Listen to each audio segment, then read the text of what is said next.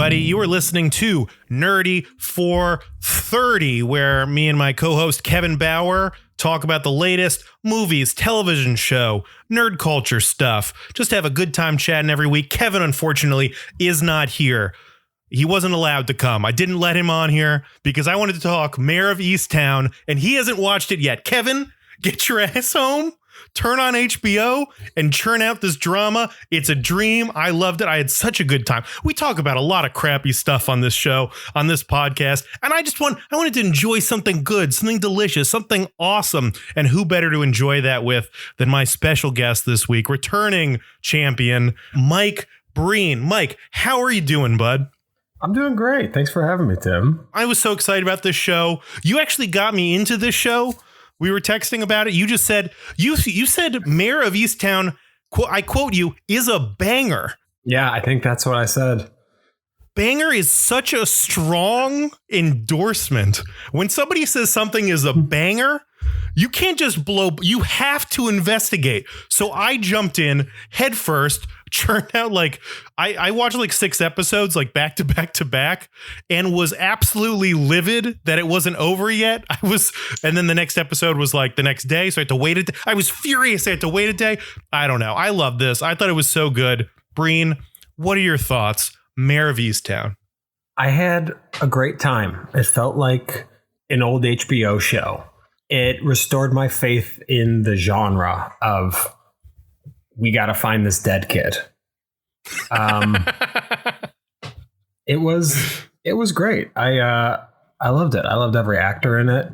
I just had a great time. I had some wild theories after every single episode, and I enjoyed playing detective. And, I still think I'm right on a lot of those theories, though they were never proven correct. Yeah. So do you have any theories off the dome right now that you thought that you still believe in now, knowing what we know that the show's wrapped up? I think, there's your first mistake. You said now that the show's wrapped up. They got you right where they want you. Season 2 is going to be all about finding the real killer, who okay. I already know. What do we know about the show? It's that people admit to the murder and they didn't even do it. It's never the person you think it is. Season 2 is going to be about the same murder, but we know who did it. I know who did it. Siobhan. Siobhan, a name that I love to hear but never remember it, and reading it does not help. The spelling on Siobhan, I can't even. It's Siobha. Who puts a B and an H together in a human being's name? It's wild. Yeah, I imagine that's probably Indian, a B and an H together, but Irish people using Siobhan. I only know white girls with Siobhan. It might be an Indian name that was appropriated real quick. It'll be the Liam of our generation. I'm telling you. I'm gonna name something Siobhan. She's even got a ridiculous first name in real life. How do you say her first name? Angorie and Angorie. She has Gore in the middle of her name. That's not actually even. Gore is Gore. That's actually pronounced Siobhan too.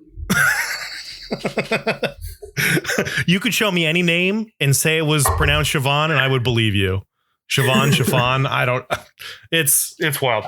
I really did think Siobhan did it for a long time, and I had a lot of what I thought were good theories.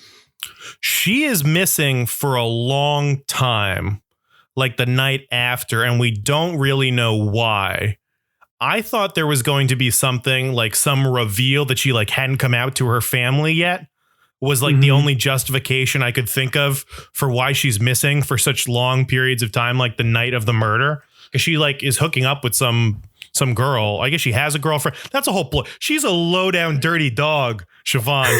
She's out there trying to get her kisses in wherever she can. Yeah, they assassinate her character pretty quickly, which makes me think they want us to think she did it. She's the first one there's going to be some spoilers, believe it or not. First spoiler. Siobhan did it. She's the first one trying to get that girl. She's trying to get Aaron out of the party. We don't really know why. It's supposedly to protect her. I put up air quotes there, people. She was getting assaulted and she offered her a ride. Yeah, I don't know about that. A ride to where? To her, an early grave. 6 feet under the ground, yeah.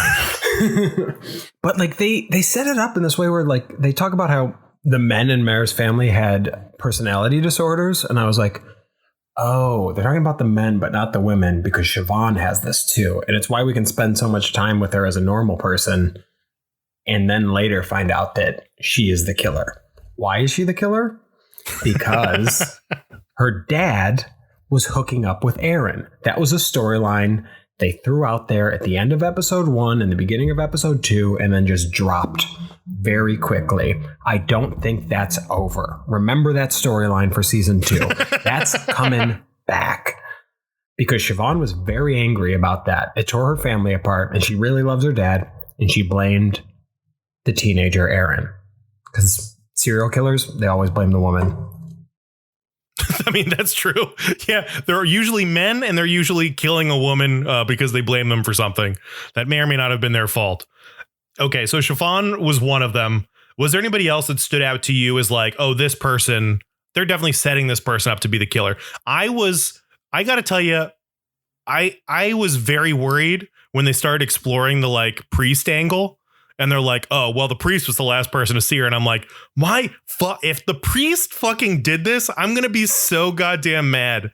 We can't just have another like killer pedo priest like story out there. It just rubbed me as so unoriginal and like so lame for the priest to have done it. But they really teased that hard. Yeah, for a long time. And I mean, they gave us a priest with a record too. Yeah. Which is smart. Did we ever figure out what he did exactly? No, we don't know. He was accused of being inappropriate with a girl. 2nd degree diddling or something? I think he got 2nd degree. I think that's when he only used 2 fingers. And second degree. And so cancel my ass because I loved that.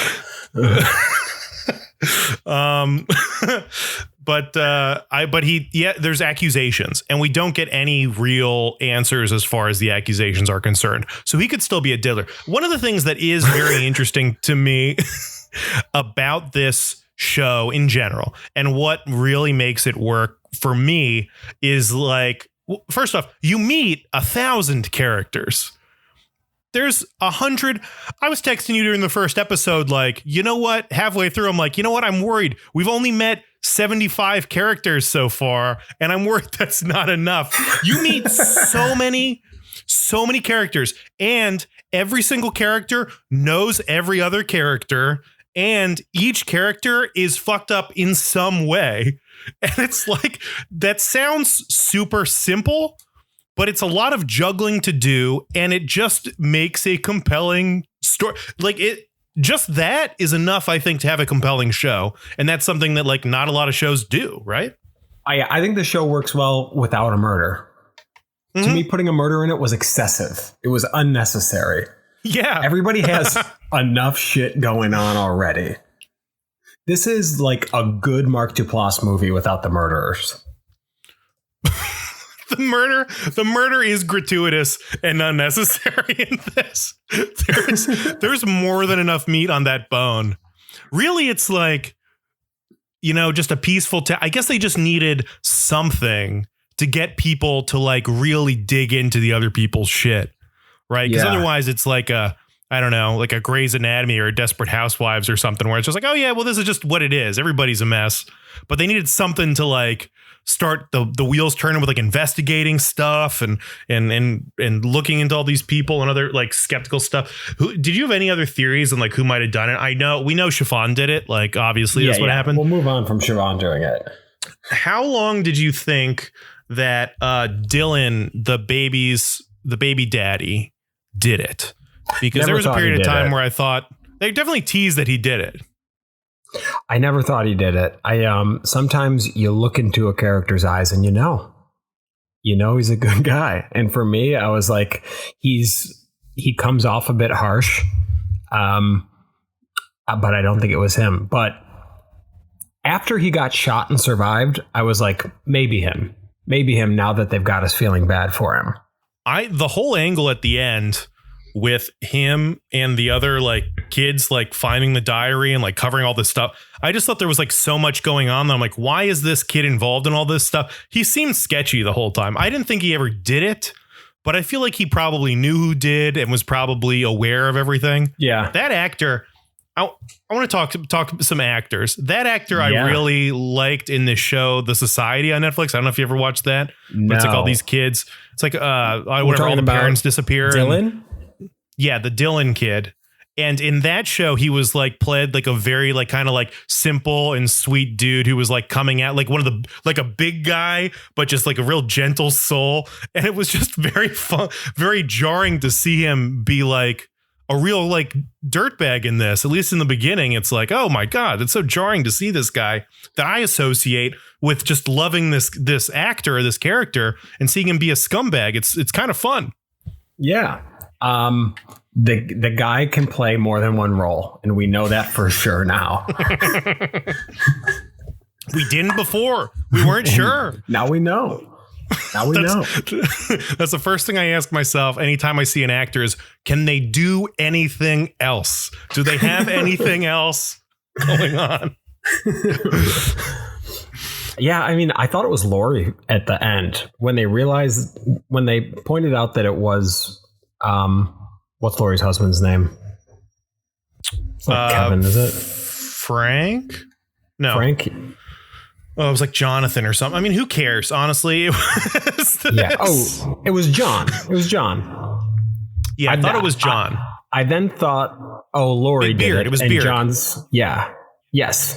But when Big Beard did it, I was like, no, there's going to be another layer to this, but I did not think it was the spoiler alert kids. Do you ever say what the show's about when you do these? Because I feel like we just jumped into stuff and it's like, if you haven't seen this, I mean, you shouldn't be listening if you haven't seen this anyway, but I think Kevin likes to do a little recap. Yeah. Kevin likes to do a little recap, but I'm like, why are you even listening to this podcast if you haven't seen it? Like, go watch it. Go watch it. And if you've watched it, then you don't need a recap. You've watched it. So we're good.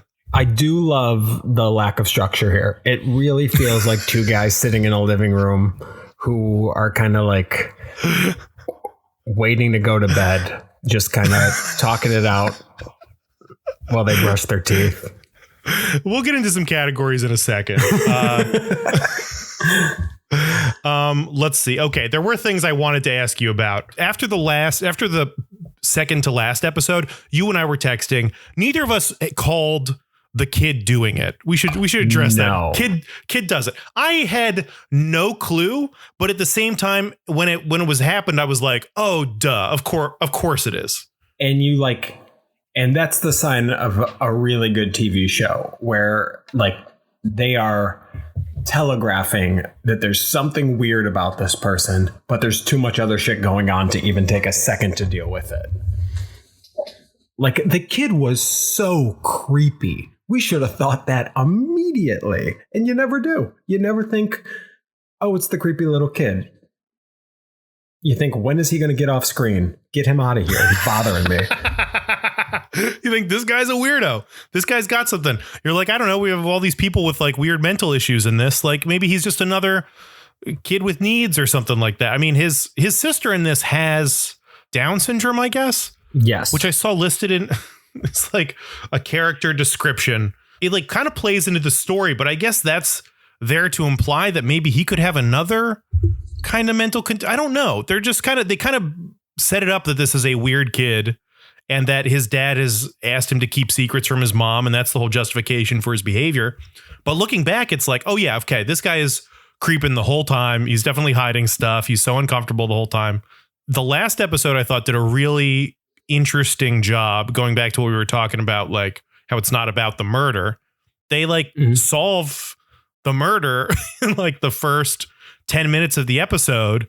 And then they spend like half an hour just hanging out with Mare and like tying up all these other storylines.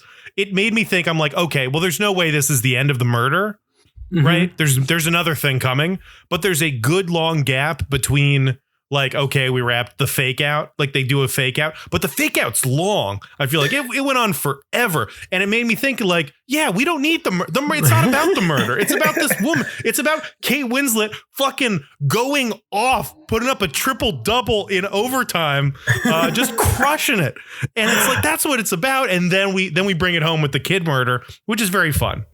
It was, yeah, the solving of the crime in the first 10 minutes was jarring because you look at how much time's left. And I even said to Haley, like, no way we're taking a 50-minute victory lap here. Right. There's no way. And but it's a 35-minute victory. Yeah, it was a really long one. And you know what? Good for them. They kept me on my toes. You're a big fan of The Office, right? Mm-hmm. I know you love The Office. Is David Dedman, aka Roy from The Office, is he a good actor? Because this cast, I would say, is stacked, not like star power stacked, but in my mind, if to be a good actor, it's like you just have to say the lines that are scripted in a way that makes it seem like they're not scripted, right? And an excellent actor takes that to the next level by they say these lines that are scripted like they're not scripted, and then they make you feel something when they say them. And this whole cast is filled with people who say these lines and it doesn't feel scripted. And it's a bunch of natural people. And I don't know if it's because I know this guy from The Office, but he has zero chemistry with Kate Winslet. And I can't tell if he's I like him, but he stood out to me as like a weak spot, like especially their relationship and chemistry. It stood out to me as being awkward. Yeah, I didn't see it, but you're not the first person to say that to me, that he wasn't holding his own in this. And I'm not kidding. But I didn't notice it. I didn't register it. And I was kind of just like, my main thought was like, oh, this is Roy. And he kind of looks better, a little fatter with the beard. Yeah, he looks great. But just the chemistry between Kate Winslet, who is absolutely amazing. She has, I would say, awesome chemistry with Evan Peters, who is also crushing it. I love Evan Peters. What do you know Evan Peters from? Because you were talking up Evan Peters and you have not seen American Horror Story. So like, have not seen a single episode. The movies that I'm thinking of, I don't know the names of. So you're just going to have to believe me right now. He's in this like half documentary, half fiction library heist movie. Have you seen this? What? Oh, it's like called I know Animals or something. Oh, it's like Animals, that? Like Night Animals or something, Nocturnal. I don't know what it is. We're not going to remember it. No, but he's in. No. I know exactly what you're talking about. A lot. Yeah, he's awesome, and she has great chemistry, I think, with Guy Pearce. Oh yeah, and I think they're pals in real life. I believe it. It seems like she's very good pals with, and then the mom too. She gets along. Is Kate Winslet just the greatest actor of all time? Have I just been sleeping on Kate Winslet? I feel like I've never seen anything else with Kate Winslet in it. I mean, Titanic. The list goes on. That little movie called Titanic. I've never seen Titanic. I don't know what else. I feel like I've seen Kate Winslet in other stuff, but it just didn't register for me. And this is like a tour de force. She is amazing. She's amazing in this. Yeah, she's awesome. I'm distracted now because I also can't think of what the fuck Kate Winslet is in. The Holiday is the only thing I remember her from, where she's hooking up with Jack Black. Jean Smart, great too. Has a hell of a run in Frasier. That, I mean, to me, it goes Frasier, Niles, Jean Smart, and Frasier for like the three big stars of that show. She's only in like 4 episodes, but she's really good. Frasier? That's wild. This is going to be a dumb question. I know you hate this question. Is Kate Winslet hot? Why do you know I hate that question? I feel like you don't like talking about whether or not people is hot. And I think it's so interesting because she has something where she's like beautiful, but like captive. Like there's something about her that's amazing. Like, I wouldn't say it's hot, but like she's playing a lady basketball player in this, a women's basketball player. And that seems to fit, but that's not something we would necessarily like hotness isn't something we're just stereotyping here. That's not like a trope of women's basketball players are all super hot, you know, like but she's super convincing is that obviously she's like older, whatever, but she's like, I don't know what it is about her. I'm like, can't figure her out. she's so convincing as this like townie, but is also gorgeous and everyone's hitting on her. And I don't know. She is an A-list movie star whose career has spanned 40 years. If you're asking if she's hot or not, yes, that is a given. The fact that you think in your mind you're having a real argument or conversation in your head is so funny. I think that, but there's different levels of it. There's different things about attractiveness, right? Is like, I don't know, some girl can be hot and other girls are beautiful and other girls are cute. And like everybody's like, there's different things of like guys, like, I don't know, Guy Pearce is handsome. Is Evan Peters is like good looking, I guess, but I wouldn't necessarily describe him as handsome. You know, you're talking about like conventionally attractive. And I think, yes, she is. Evan Peters, maybe. Guy Pearce, yeah, he's like, he just fits the bill for a conventional Hollywood dude. Chiseled man jaw. Yeah. Like kicking butt. She's just, I don't know. There's something wild about her. How is she a good cop? Is she a good detective? Yes, she's a good cop and a troubled person. How is she a good cop? I mean, she did plant evidence on somebody. I mean, it's not great, but nobody is a single moment in their life. Yes, I guess I was wondering, like, this is a small town. There aren't a lot of homicides. She's like a detective. She's like a homicide detective. So what's she investigating? Like, what is she doing the rest of the time? How many homicides has she solved?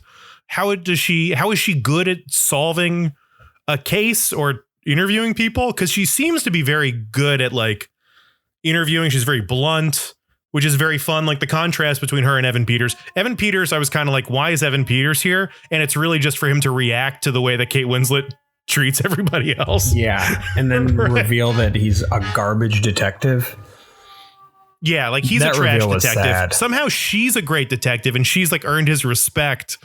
But like, why would a small town person be why would she be a good detective? I mean, I think that's just crazy condescending to people who live in small towns, but that's another conversation. No, she's a dirty hick from a small stain on the map.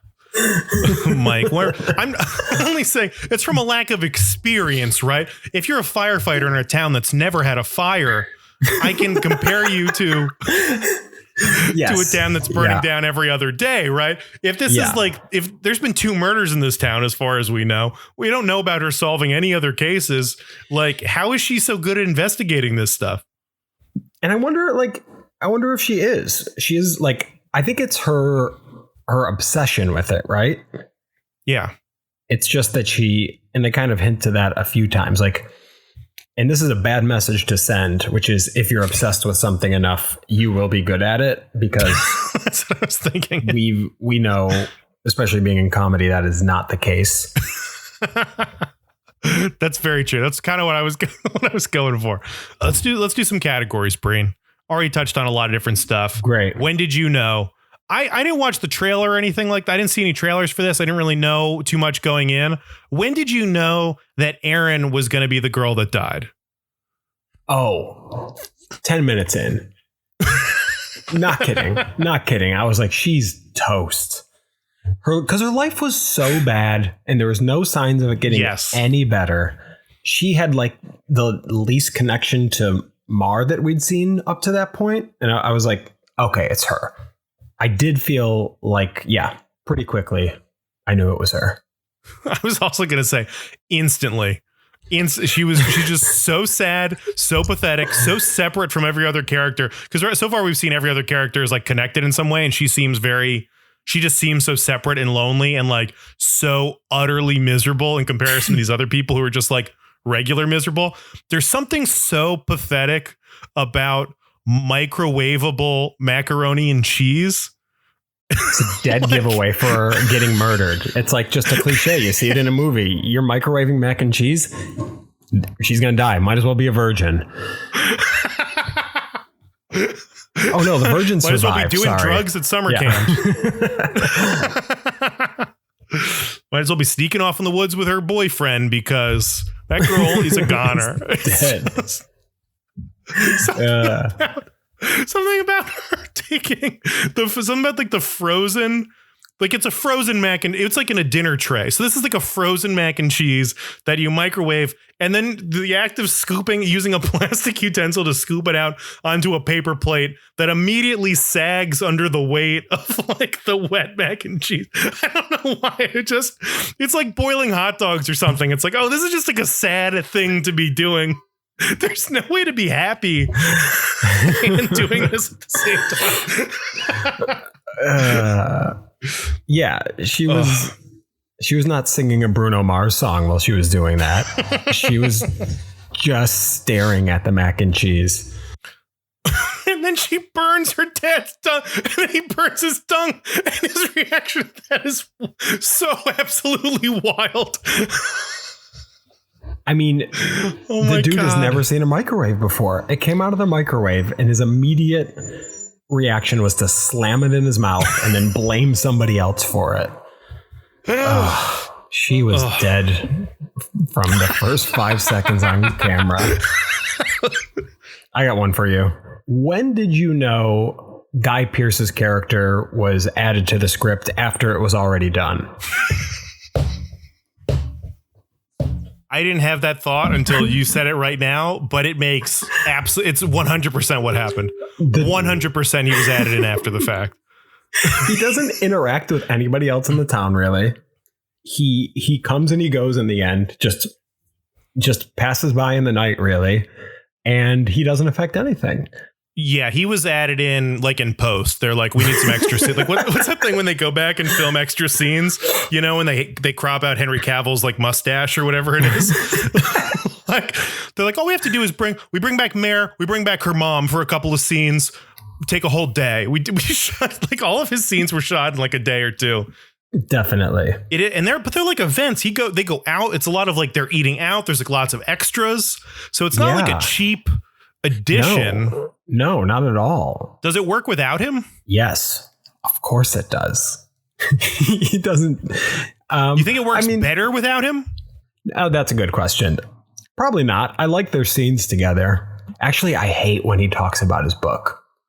And the way he talks about writing is really bizarre because a writer had to write those lines about writing. And it just sounds like the way a 5-year-old would talk about it. When he's like, only had one good book in me. Nobody operates that way or believes that's how it works. Right. You always put out a second crappy book as like a cash grab at the very least. You gotta grab the cash. Like your whole job is to write. So what? You're just done. Then what else do you do? What is your day? What is your day, Guy Pearce? How do you live? You're not getting haircuts.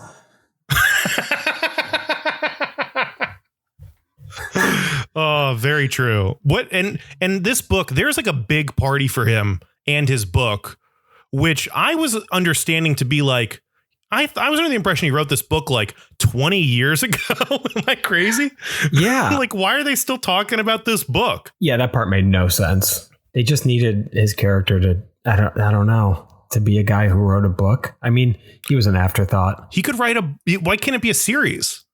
Why can't he be like a John Clancy or like Baldwin or whatever? What's the guy with like the airport books where it's all like numbers on the front and like murder mysteries or something? Like, I'm sure that's been done, is like an author talking to who writes like detective stories, dating a detective or something like that. Like, I don't know. Yeah, that feels obvious. That feels like something they should have done. And she kind of feels used by that process. I mean, sure. Season 2. I mean, hopefully he writes the story about how Siobhan did it.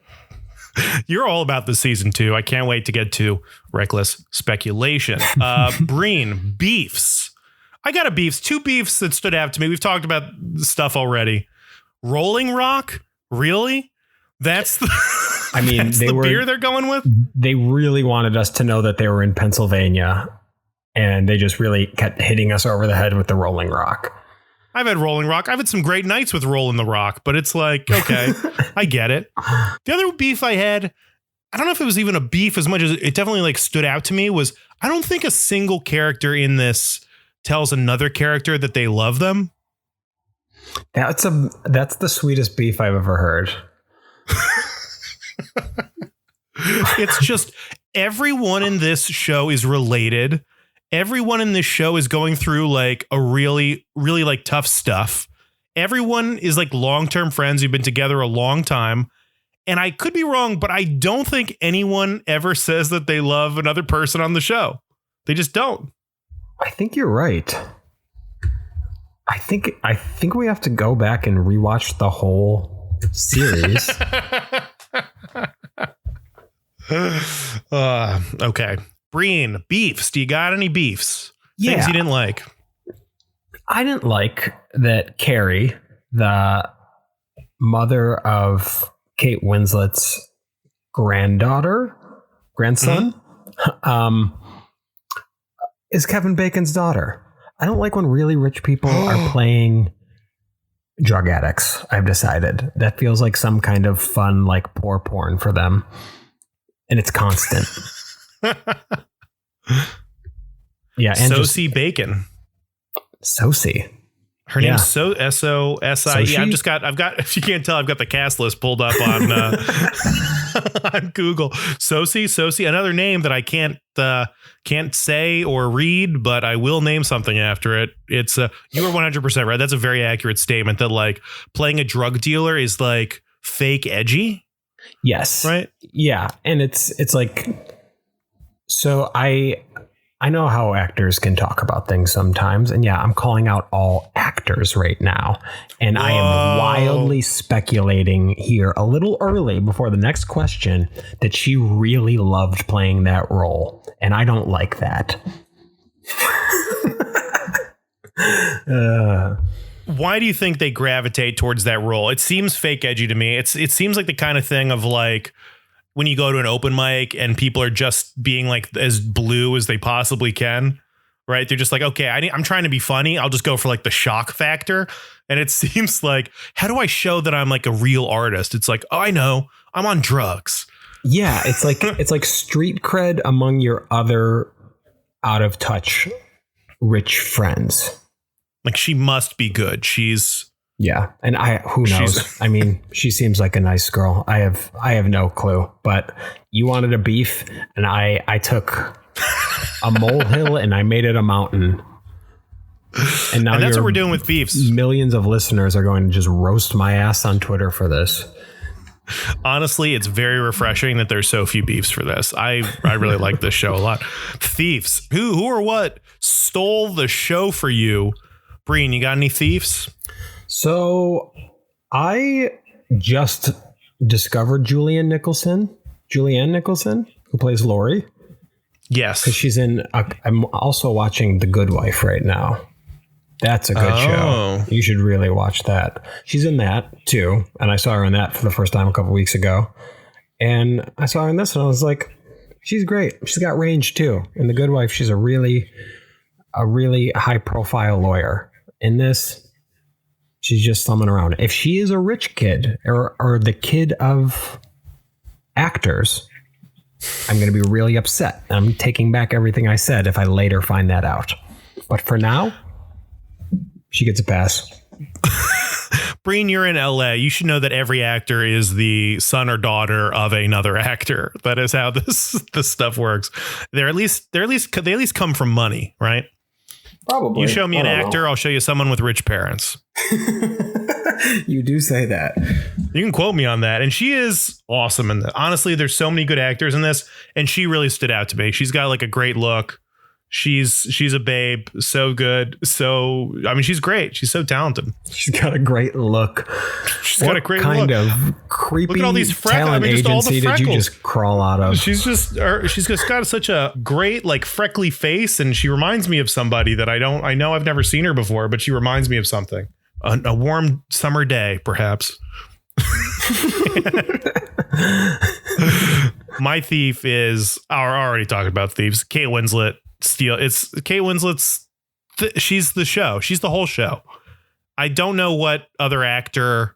Is there another actor that you would have liked to see play Mare or play instead of Kate Winslet? Because I had no idea Kate Winslet could do this, or I don't think I've ever thought about Kate Winslet before. To be honest. Like, who else could do this? Yeah, I know she's pretty perfect, but like another actor I'd like to see do it, like, would be crazy if Robert Downey Jr. did this role. Just like played a woman. Okay. Like I'd watch that. Yeah, nuts. He's already done blackface. It's time for him to. I'm sure he's cross-dressed in a movie too. He's definitely done that. Who am I kidding? It's not called woman face. It's a women face. He's done girl face before. Oh, girl face. Thieves, Kate Winslet, everybody being family. That's great. Let's wrap it up on this, Breen. Reckless speculation. You've been peppering in throughout. What do you think is going to happen in season 2? My question for you, recklessly speculating, is there going to be a season 2? And what is that going to look like? Yeah, I think there is going to be a season 2. And it's going to open with like the new world where everything's great and everybody's kind of happy. And then Kate Winslet's going to get a knock at the door. And it's going to be Evan Peters' character. And he's going to be like, I'm not dead. And I think Siobhan actually did it. And they're going to be, and it's going to be like a road trip season where they're traveling to California.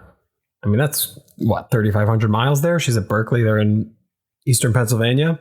They're traveling to California on a road trip. They're really getting to know each other, have a good time. They get to Berkeley halfway through the season. Siobhan ain't at Berkeley. They have no clue where she is. She's flown the coop. She was last seen in Japan. Now they're traveling. The show's got a budget. They're going to be fine. Now they're traveling the world to find Siobhan. Where in the world is Siobhan? And then Kate Winslet's got to grapple with this. Do I lock up my daughter for the rest of my life? Do you know what mare means? M-A-R-E? It's a small horse. Maybe. It might be. But it's also another word for mother. Oh, well, I don't like this show as much anymore. I'll be honest. That really bummed me out. That sucks. Fuck that. It's a pun. I don't like that. I thought a mare is like a female horse. I don't know what it's bullshit is what it is. Honestly, you just ruined this whole show for me. I'm being completely honest. So it's a great name though. Mare's great. I like your pitch. It's like a reverse Taken situation where the parent is hunting down their child to put them in the ground as opposed to saving them from it. Yeah. Yeah. I think that's what it's like. I think that could be cool. My only flaw with that is then they leave the town. You got to keep it in the town. Well, this one's called Mare of America. Then Mare of the World? Mare of the World. Yeah. So they got 2 more seasons coming. Yeah, they do. And then the sci-fi season, Mare of the Andromeda Galaxy, that's season 4, is gonna be Mare of sick. Space. Mare of Space. This is the next Fast and Furious franchise. Breen, thank you so much for joining me, man. This was so awesome. I love this show. You got me into it. I had a great time watching it, and I had a great time talking to you about it, bud. I had a great time. Thanks for having me, Tim. Anytime, bud. Anything you want to plug while we're here? I've been like really consistently making a smoothie in the morning, and I think it's been changing my days. So I'm going to say, guys, get into the smoothie game in the morning. I was juicing for a while and it was fine, but a smoothie, like, that's a real meal. It's a nice way to start your day. It's simple, convenient. You're going to get a lot of the nutrients you need for the day. I'm plugging smoothies. Very nice. Very cool. I'm also going to plug your show, Celino V. Barnes, going to the Bell House. When is it? August 8th? August 1st Sunday? Is the first one. It's a Sunday. August Interesting. 1st, 8th, 13th, and 20th. I don't know those dates after the 1st and the 8th. If you're in Brooklyn, check it out. It is an awesome show. If you live in Queens too, you're welcome to make the trip. I'm not expecting if you're in a Queens, bunch of you. It's too far. I'm saying if the G is running and like you're hearing, like it's Sunday morning and people are like, the G is cruising today, we should come. It's not going to be that bad. If the G's running and you got Uber money home, definitely worth the trip. down to the Bell House, which is a great venue. It's a great show. The Celino and Barnes, it's based on these guys and these lawyers. They're real people. And I don't know. It's super funny. We're going to have to talk about this sometime, but it's a great show. You should be talking about it, Breen. August. Check it out. Tickets are available now-ish. Maybe. They're available now-ish on the Bell House website. That address is somewhere online if you Google Bell House, New York. Beautiful. Of course, check out all of our other Mess Around Media podcasts. Breen, thanks again for coming out, bud. Thanks for having me, man. Bye. Bye.